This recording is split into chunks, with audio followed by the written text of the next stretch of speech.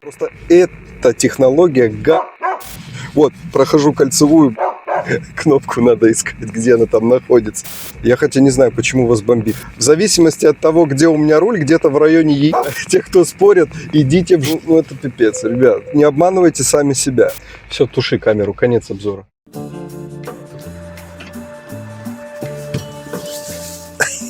Как же сюда садиться прикольно. Так, ну что, братцы, давайте проедемся на троечке, посмотрим. Каждый раз, когда ты берешь машину на тест-драйв, все нужно настраивать. Первым делом зайдем в экран, изменим язык на привычный русский. Кстати, не знаю почему, не у всех есть, но вот даже на тестовой машине есть без проблем. Навигация у нас на спутник, зеркала настроены, безопасность сидения, освещение, автопилот. Включаем автопилот, авторуление бета. Одно нажатие, навигация на автопилоте. Включаем, принимаем. У нас здесь ФСД, контроль светофоров, хотя он нифига не работает, потому что мы в Европе находимся. Так, Smart Summon тоже включаем. Предупреждение о лобовом заранее. Ускорение с учетом препятствий, звуковой сигнал, зоны ограничения скорости. Выключаем замки. Так, замки, где у нас тут режим Joy. Смещение. Это окей. Сиденье, экран. Так. Русский дочь. Безопасность. На клаксон. Последние 5 минут. Пин-код бардачка. Так, нам это не надо. Вот режим Joy. При движении задним ходом. Снижение громкости. Отлично. Динамика ставим усиленно. Автоматическое переключение бета. Так, это когда она сама включает. Замечательно. Так, управление готово. Все, туши камеру. Конец обзора. Навигируем Людвигбекштрассе, Ульм. Она включила сама, не нужно ничего тереть, это радует. Это большой-большой плюс. Потому что, если честно, меня очень сильно бесит вот это по экрану водить. Какие ощущения у меня в тройке, ребят. Прекрасные. Когда ты в нее сел и поехал, очень удобно. Если убрать момент, как в нее залазить и вылазить, вот когда ты уже в ней сидишь и ты не думаешь, как тебе из нее выходить, это очень удобная машина, действительно. Кому нравится низенькая посадочка, это идеально. Так, а как нам заткнуть наш уважаемый навигатор?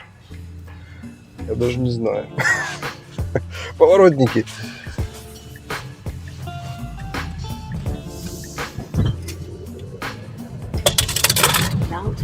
Все предметы улетают. Абсолютно все.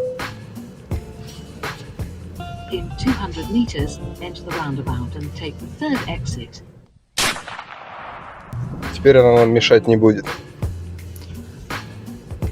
Ощущение, когда я ее управляю, гораздо интереснее, чем в Model Y. Model Y это некий, знаете, такой тяжеловес, броненосец. При этом и юркий, и такой же быстрый. То есть динамика разгона у моей Y даже быстрее, чем на вот этой троечке сейчас. То есть здесь 6.1 разгон. Это long range, по-моему, да, 6.1. На Y у меня 4.4, изначально в стоке 5.1. То есть динамика на Y даже быстрее. Но, ребята, вот сейчас, вот, когда я захожу вот сюда в поворот, у меня крена нету, понимаете? Она как болит, вот. Это неимоверно юркая машина, очень быстрая, точная. У меня только в восторг, когда я управляю троечкой. В байке ты сидишь как в каком-то броневике. Классно, я себе камеру повесил, ничего не вижу теперь в правое зеркало. Кто говорит то, что шумно? Я не знаю, братцы, на чем вы ездите, на каких автомобилях вы ездили. Ну вот сейчас я в троечке еду, я немножко чувствую, как где-то ветер за окном, но мы едем 130 км в час, ребят. При этом мы можем спокойно сидеть, общаться с пассажирами на задних сиденьях.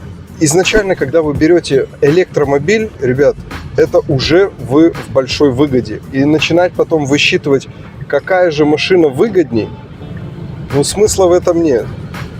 Они все одинаково выгоднее. Абсолютно все одинаково выгодны. Просто какая-то чуть-чуть больше кушает, какая-то чуть-чуть меньше. Это уже не имеет принципиального значения. Но вот сейчас, управляя, я не вижу особой разницы. Вот 233 сейчас средний. На тройке мне очень нравится, что разгон, знаете, несмотря на то, что эта версия даже медленнее это делает, динамика разгона здесь 6,1, да, до 100, у меня 4,4. Я никак не чувствую, что эта машина дольше разгоняется. Здесь вжимает неимоверно. Неимоверно так же, как у меня на бусте. Вот сейчас мы делаем поворот. И бросок. Вот, пошла машина. Великолепно. Также тошнит, также подташнивает. Блин, ну... Тесла это Тесла. Электромобиль это классно, ребят. Поэтому какую версию взять, 6,1 или 5 до 100, разницы нет. Или 4,4. Вот у меня 4,4, я особой разницы не чувствую по сравнению. Оу, как сильно задувает. Это мой держатель мешает, видимо, окно закрыть. Я теперь понял. То есть, получается, я слышал ветер из-за того, что у меня моя присоска на переднем правом сиденье, она не дает окну дожаться. Вот я дятел. Ребят, принцип рекуперации здесь такой же, но на тройке ты ее чувствуешь больше. Она гораздо эффективнее тормозит. На Вайке дольше у вас будет рекуперативное торможение. Вам нужно немножечко заранее просчитывать свои действия. Если уже говорить о Model X, там просто как локомотив. Ты педаль газа отпустил, она там по чуть-чуть что-то сбрасывает скорость, но не особо-то и быстро. Троечка, ну вообще не надо прикасаться к тормозам. Вообще реально не надо. На Вайке иногда приходится, хотя я уже приноровился. Гораздо лучше выполняется торможение, потому что, наверное, вес машины, развесовка может быть другая, вес машины, я не знаю, но ощущения другие. Касаемо ускорения, просто чумовой подрыв, ребят. Вот, и мы нажимаем. Великолепно, просто великолепно. Проходим кольцо, включаем заранее поворотник, потому что в кольцевой нам это будет делать неудобно. Выходим с кольца, но это просто болит. Так выстреливать с поворота на 110 км в час с кольцевой, это просто неимоверно классно. Незабываемое впечатление. На Вайке я могу себе такое позволить, но немножечко надо помедленнее, потому что будут крены. Здесь же это как просто какой-то гоночный болид, хотя это обычная тройка, рестайлинговая, да, это не перформанс, но ощущения уже абсолютно другие. Хотя по динамике она гораздо меньше, чем моя версия. Ускорение просто дикое. И тормозит она гораздо легче. Останавливается она гораздо легче, нежели Вайка, потому что инерция, развесовка абсолютно другая. Здесь ограниченная видимость, поэтому на обгон лучше здесь не выходить, потому что мы не знаем, что нас ждет за поворотом.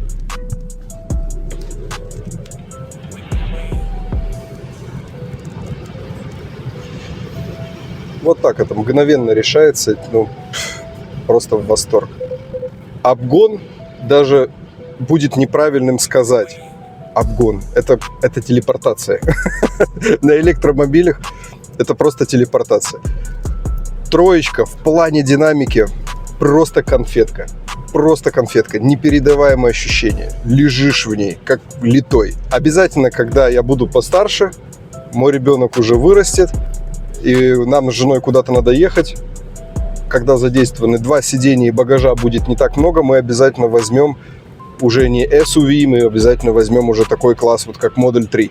То есть вот этот объем дикий, он не нужен, реально не нужен. Нам сейчас он необходим катастрофически.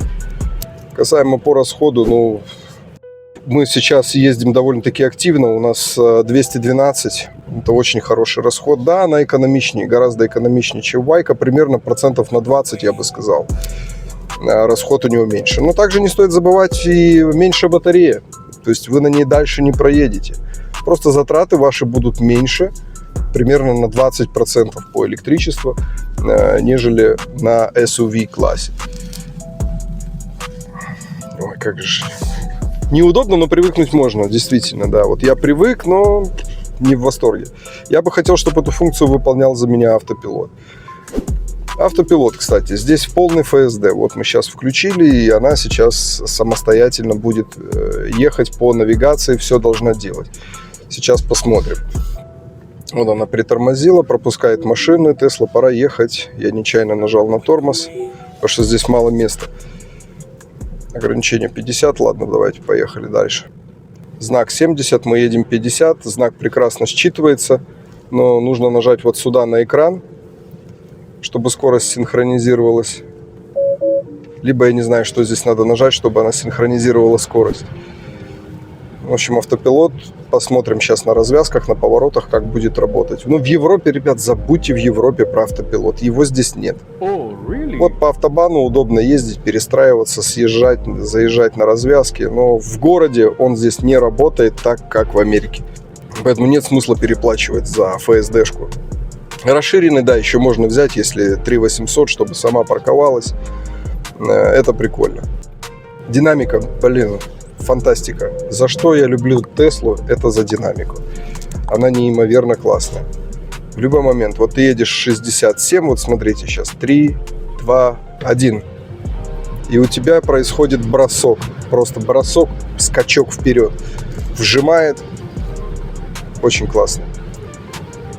Машина просто фантастичная. Я не знаю, наверное, любая электромашина фантастической является. Наверное, любая. Вот Tesla дарит просто неимоверное впечатление и качество. Прежде всего, качество. Я уже как владелец Tesla Model Y год проехал на этой машине. 20 тысяч километров. Никаких серьезных неисправностей, которые бы сделали так, чтобы моя машина оказалась на парковке и требовала эвакуации. Таких ситуаций у меня не было, и я уверен, не будет. Потому что автомобиль очень технологически прост. Он гораздо проще, нежели дизельный или бензиновый автомобиль. В нем гораздо меньше элементов и датчиков, которые могут выйти из строя. Обзор в зеркало заднего вида здесь гораздо лучше, чем в Model Y, но он настолько лучше, что машины меня теперь слепят, которые едут сзади ночью. Обзор чересчур хороший. Да я вообще не понимаю, зачем иметь обзор, когда можно нажать кнопку и все прекрасно видно. Что вы хотите увидеть в это зеркало? Вот в это зеркало я всегда смотрю для того, чтобы убедиться, есть ли сзади меня какой-либо автомобиль.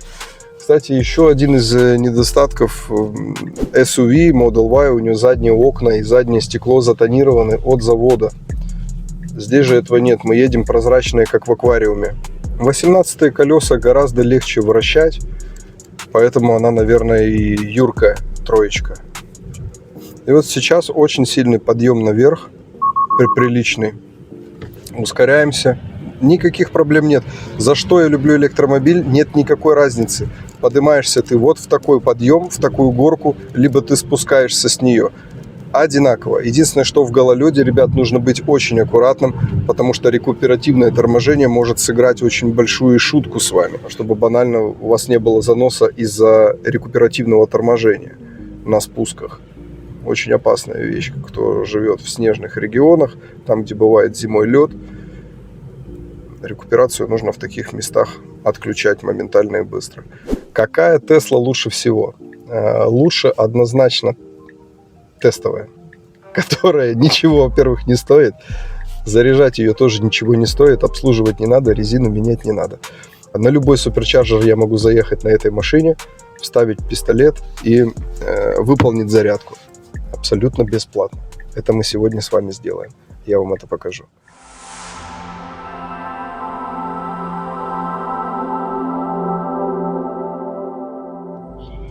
Братцы, амбиент ночью — это просто фантастика. Что сзади, что спереди. Очень классная функция. Но у амбиента есть еще некий недостаток. Я вам сейчас покажу. Вот мы сейчас едем, все классно, но посмотрите вот эти засветки. Во-первых, мы можем сейчас видеть, нам отсвечивает, видите, торпеда. Это вот серенькое, то, что я вам говорил. Смотрите, как бликует этот элемент. И наш амбиент, он очень сильно отсвечивает вот здесь по углам. Еще, что мне не понравилось в тройке, почему я взял лайку, то, что я люблю руку ложить на вот этот уровень, но ее здесь невозможно, она соскальзывает. Здесь вот этот угол закруглен, и рука никак не фиксируется. У тебя вариант только положить вот сюда. У Вайки там нормальная широкая полочка, и можно вот руку положить и ехать отдыхать. Так все время плечо отдыхает. Хочется отдохнуть, положить наверх, а здесь внизу плечи устают очень быстро. Итак, я намотал чуть больше 300 километров. Батарею уже я заряжал сегодня, и вот опять высадил.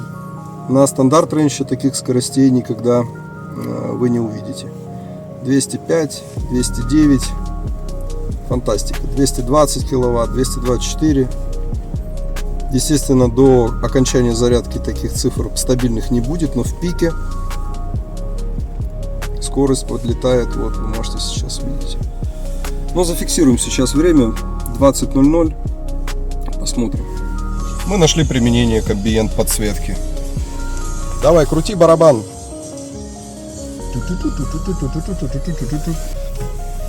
Так. Я бип сделала. Да, ты сделала бип. Ну что, давай поиграем? Смотри сюда. Давай. Рули направо, направо, направо. Смотри, у него сразу же получается. Теперь налево, налево, налево. Ты уходишь в дрифт. Это сильно ты поворачиваешь. Сильно руль не поворачивай, ты будешь скользить. Налево.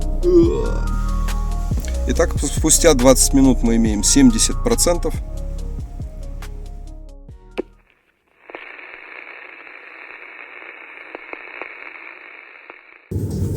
Папа, Да. смотри, не езжайся машины. Конечно, не буду врезаться, дочь. А ты пристегнута? Да, Отлично. смотри. Хорошо. Я пристегнута. Ты пристегнута, да? Отлично. Сейчас мы будем съезжать на автобан. У нас включена опция съезда по контролю ФСД. И сейчас посмотрим, как она это будет делать. Включаем ей поворотник, показываем то, что мы действительно намерены это делать. Тесла почему-то останавливается на зеленый свет. Это, конечно, невероятно. Ну, посмотрим, будет ли она съезжать. Нет, она не хочет съезжать. Сделаем это сами. Вот про это я и говорю. Может быть, надо уметь пользоваться технологией автопилота, но я как владелец Теслы, что тут уже говорить о человеке, у которого нет Теслы, который хочет купить эту машину. Вот он сейчас сел в электромобиль первый раз, да? Как ощутить вот этот автопилот, я не знаю. Я как пользователь этой системы, честно, сейчас не понял, как это сделать. У меня не получилось.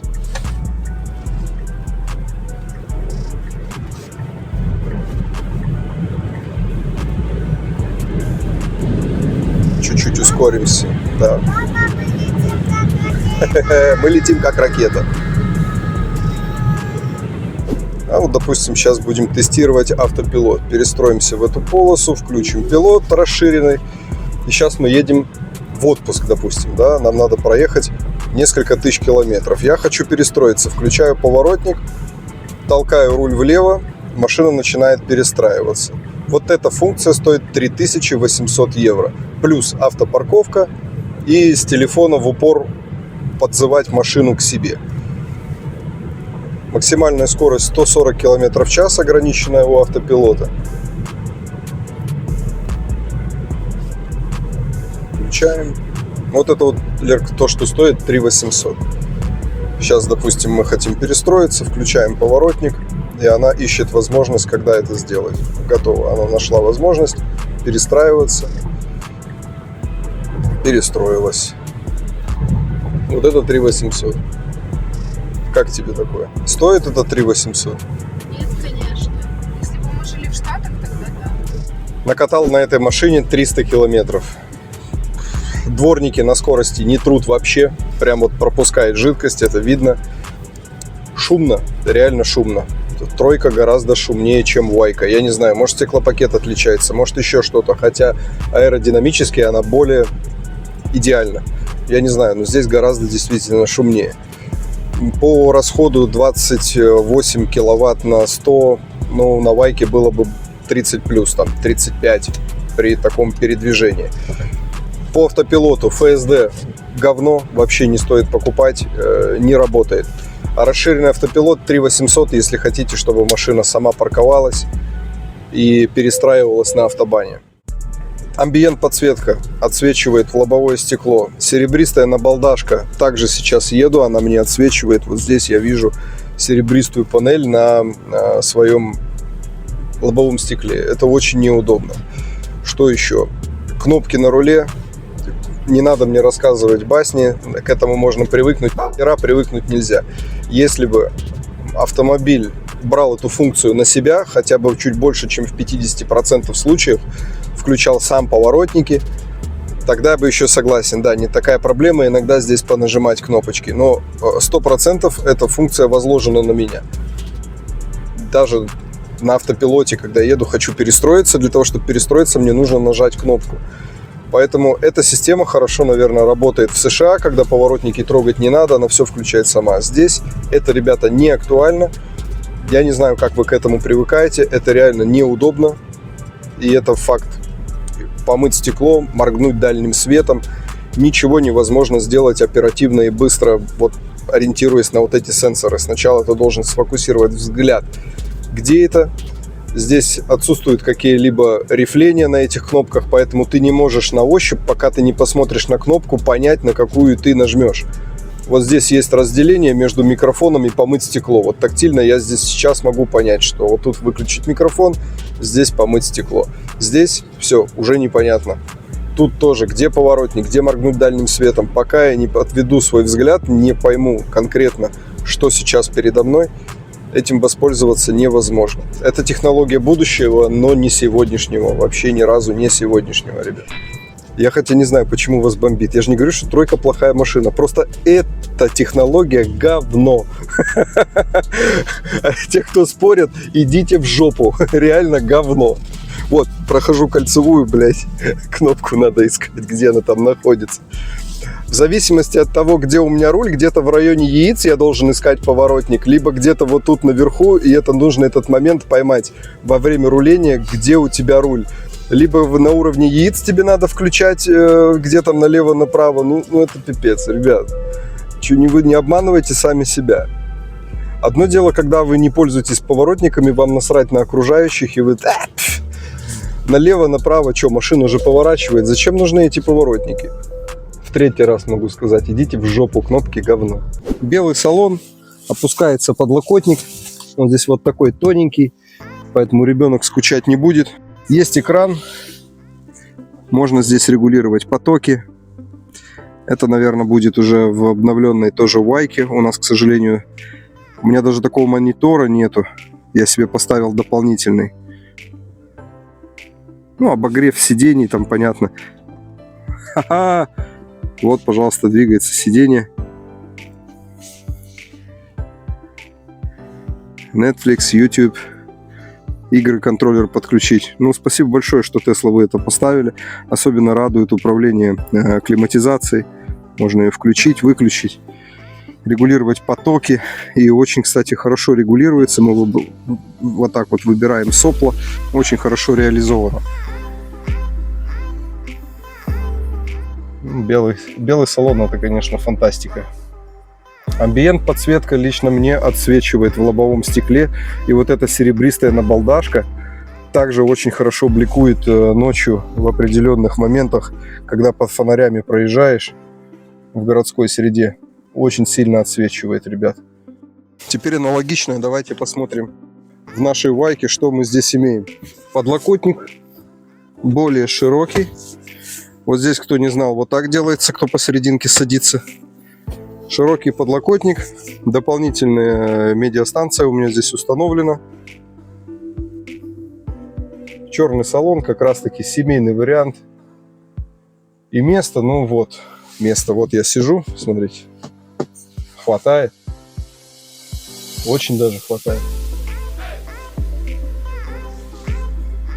Аналогично на дополнительной системе у меня есть управление климат-контролем. Можно регулировать печку вот здесь, температуру. Есть всяческие режимы, там собака и прочее.